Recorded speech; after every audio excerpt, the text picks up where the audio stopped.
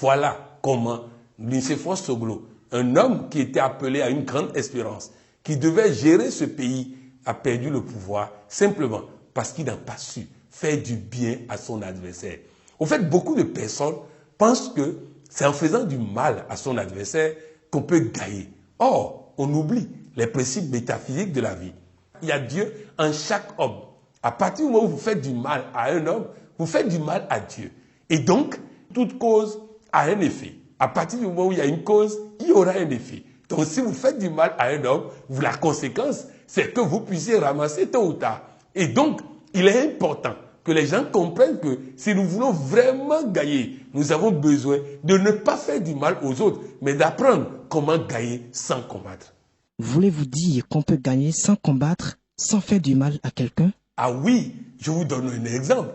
J'ai un ami, un collaborateur du Togo qui était député à l'Assemblée nationale. Et partout, on lui a enseigné, en tant qu'opposant, on doit toujours insulter le chef de l'État. Alors le président a construit des routes à Lomé, de très belles routes à Lomé, mais comme on lui a appris à dénigrer ce que fait le gouvernement, il est passé à la télé pour dire « ça coûte trop cher, c'est inutile, on n'en a pas besoin ». Aux élections législatives, il est allé sur le terrain pour faire campagne et la population lui a dit « oui, on nous a construit des routes et tu as critiqué, on va te punir ». Il n'a pas eu de deuxième mandat. Et c'est en ce moment qu'il est revenu me voir pour dire que tu as toujours parlé de gagner sans combattre, mais là, j'ai perdu en combattant. Alors apprends-moi à gagner sans combattre. On peut féliciter le président et le battre aux élections.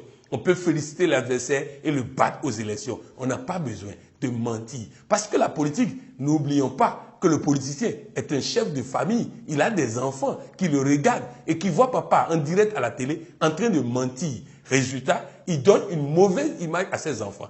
Je voudrais dire à tous les jeunes qui m'écoutent, la politique, ce n'est pas le mensonge. La politique, ce n'est pas l'art de faire du mal. Je vais aller plus loin. Je vous dis, il y a un samouraï qui était sur un bateau. Et un autre samouraï le provoquait. Et l'autre ne voulait pas combattre. Parce qu'il a compris que pour gagner, on n'a pas besoin de combattre. Alors, le samouraï dit, toi, pourquoi tu ne parles pas? Je vais te battre. Et le monsieur lui dit, nous sommes sur un bateau. On ne peut pas se battre sur un bateau. Allons vers une rive et on va se battre là-bas. Et ils sont allés vers la rive. Le samouraï qui voulait se battre a sauté du bateau pour aller sur la rive. Et l'autre samouraï a tourné le bateau, a continué son chemin. Et l'autre, il doit se débrouiller maintenant pour quitter l'île et rentrer là où il doit aller. Voilà, on n'a pas besoin de te battre pour gagner. On a besoin de développer des valeurs morales. On a besoin de choisir le temps favorable. On a besoin d'avoir des compétences personnelles, humaines et relationnelles. Lorsqu'on a ces éléments, on gagne toujours. Mais si votre adversaire n'a pas de valeur morale, laissez-le faire. La nature se charge de régler son compte. Parlez-nous de l'art de gagner sans combattre. L'art de gagner sans combattre, je l'ai appris de Lao Tzu, un spécialiste de stratégie qui nous a enseigné comment on peut gagner sans combattre. Je disais tout à l'heure que lorsque votre adversaire n'a pas de valeur morale, ne le combattez pas. Il va tomber de lui-même parce que la nature va lui faire payer tout ce qu'il fait de mauvais. Mais s'il a des valeurs morales, faites tout pour devenir son allié, son ami, son partenaire. Vous voyez en Afrique du Sud, Nelson Mandela était en prison. Il a fait 27 ans de prison. Il sort de prison et il analyse les rapports de force. Il dit qu'ils sont toujours plus forts. Ils ont la police, ils ont l'armée. Si je les combats, ils vont me tuer. Donc j'ai besoin de les transformer en partenaires, en associés, en alliés. Et c'est ce que Nelson Mandela a fait. Ce monsieur pouvait gagner 50 élections. Il pouvait gagner 80 élections. Il est le patron indétrônable des élections en Afrique du Sud. Mais ce monsieur l'a obtenu comment? En faisant en sorte que même ses adversaires d'hier, et pour la petite histoire, il avait des gardes-corps de son prédécesseur qui étaient chargés de tuer lui et ses collaborateurs. Et qui l'ont tenté plusieurs fois, n'ont pas réussi. Quand il est devenu président, il les a pris comme garde-corps. Et en les prenant comme garde-corps, on a constaté quoi? On a constaté que ceux-là sont devenus des admirateurs de Nelson Mandela. Dans Commandant-in-chef, la présidente des États-Unis dans ce film devait choisir son vice-président. Et elle choisit qui? Celui qui l'a le plus critiqué aux élections. Vous allez aux États-Unis, quand Barack Obama est devenu président, il a pris qui comme secrétaire d'État? Hillary Clinton, qui a sorti des dossiers sales sur elle, qui a fait ceci et fait cela. Parce que quand vous choisissez des hommes qui sont contre vous, mais qui sont des hommes d'honneur, ils vont vous faire gagner. On gagne en choisissant les bons hommes, quel que soit leur camp, et en rassemblant. L'art de gagner sans combattre, c'est faire en sorte d'honorer ses adversaires, de manière à ce que, honorer, il n'ait pas envie de prendre une revanche sur vous, parce que lion blessé risque de faire très mal. Bref, l'art de gagner sans combattre, c'est toutes ces stratégies basées sur les valeurs morales, basées sur les stratégies d'invincibilité, basées sur la vulnérabilité de l'autre, basées sur comment faire. Et mieux, sachez une chose, le meilleur général n'est pas celui qui fait beaucoup de guerres, c'est celui qui gagne sans jamais faire de guerre, sans jamais tirer une balle. C'est ça le meilleur général. Pourquoi la plupart de nos dirigeants ne vont pas à votre école? Ah oui, bon, il faut dire que les dirigeants africains veulent des conseillers. Et le coach que je suis ne conseille pas. Il aide la personne à voir clair, à voir les conséquences de ce qu'il fait et à prendre des décisions. Oui, il y a des chefs d'État africains qui sont à notre école. Il y a des chefs d'État africains qui suivent tous les matins le 13 minutes de coaching. Il y a des chefs d'État africains qui nous sollicitent, mais nous ne pouvons pas faire de la propagande autour parce que c'est des contrats secrets. Mais sachez une chose, c'est que les dirigeants africains doivent comprendre que tant qu'ils ne se font pas aider par des gens qui ne viennent pas pour donner des points de vue, mais qui viennent pour leur poser les bonnes questions, pour avoir les bonnes réponses et décider. Barack Obama avait un coach, David Axelrod, qui lui a évité beaucoup d'erreurs qui auraient pu coûter des situations terribles. Il est le seul chef d'État sorti populaire du pouvoir aux États-Unis.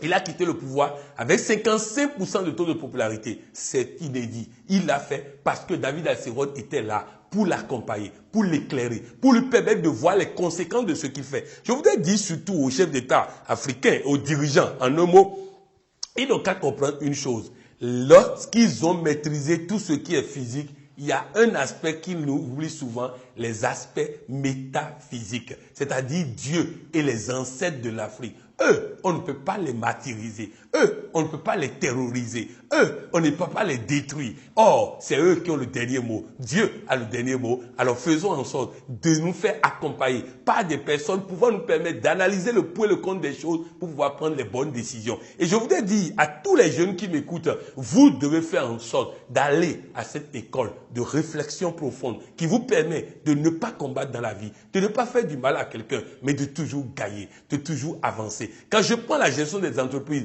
voilà un employé au Cameroun que le patron a insulté, méprisé, minimisé. Elle m'a vu. J'ai dit, envoie-lui un message. Dis-lui, vous avez certainement vu quelque chose qui vous a amené à dire ça, mais je vous promets de corriger ça pour que désormais, vraiment, vous allez vous serez fiers de moi. La personne voulait la détruire, mais sa réaction a fait qu'elle est devenue partenaire de cette personne. Il y a une dame à Lomé qui nous a dit son mari a 2 femmes, l'autre a enfant, elle n'a pas enfant. Avant, quand l'autre disait, chérie, mon bébé, tout ça, que ça l'énervait. Mais que depuis qu'elle a compris le connaisse, à partir du moment où l'autre est en train de chérir son enfant, elle prend la parole maintenant, elle se dit intérieurement, bientôt moi-même je vais faire la même chose, donc je n'ai pas de raison d'être jaloux. Elle est sage-femme, elle enseigne à l'école des sages-femmes. Elle dit avant, quand un étudiant dépasse un professeur et ne salue pas le professeur, c'était un scandale. Mais qu'est-ce qui s'est passé? L'étudiant l'a dépassé. Elle voulait brailler, mais après elle s'est dit, elle a peut-être des problèmes. Elle a laissé l'étudiant partir, elle était fière d'elle-même. J'ai raconté ça à mon épouse. Elle est sortie, elle voit une vendeuse d'orange.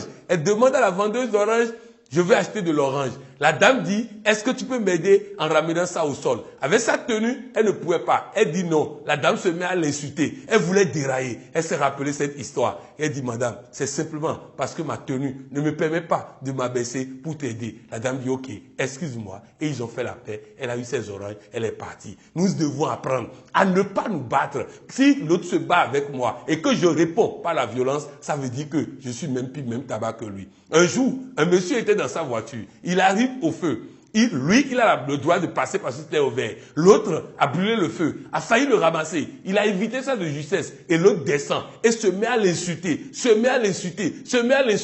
Et il ne répond pas. Et les gens qui sont dans la voiture lui répondent. Mais pourquoi vous ne répondez pas? Il dit, il y a des camions d'ordures qui cherchent là où ils vont jeter les ordures. Alors si lui, il jette ses ordures et que moi-même je deviens camion à ordures, je risque de devenir mauvais comme lui. Alors laissez-le jeter ses ordures et nous on va partir. Voilà l'art de gagner sans combattre. Un secret de Nelson Mandela. Ah, le pardon. Le pardon. Lorsque Nelson Mandela sortait de la prison, il y a une voix qui lui disait, si tu sors d'ici et tu ne pardonnes pas, tu seras dehors, mais tu seras toujours prisonnier. Pardon est une libération. Nous avons une phrase que nous utilisons à la FIAD, je me libère et je pardonne.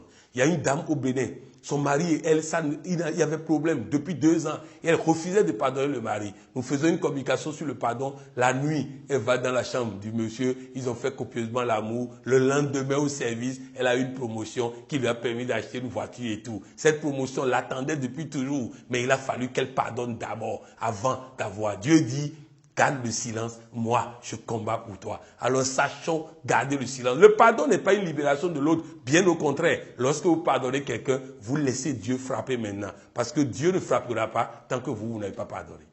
C'était coach Patrick Amampoyon, docteur en coaching et président de l'autorité de régulation du coaching africain.